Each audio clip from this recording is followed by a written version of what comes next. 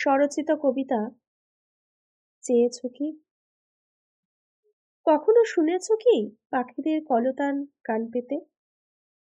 কখনো চেয়েছ কি বৃষ্টি স্নাত মাটির ঘ্রাণ পেতে? চেয়েছিলে কখনো আকাশের তারার দেশে মন হারাতে?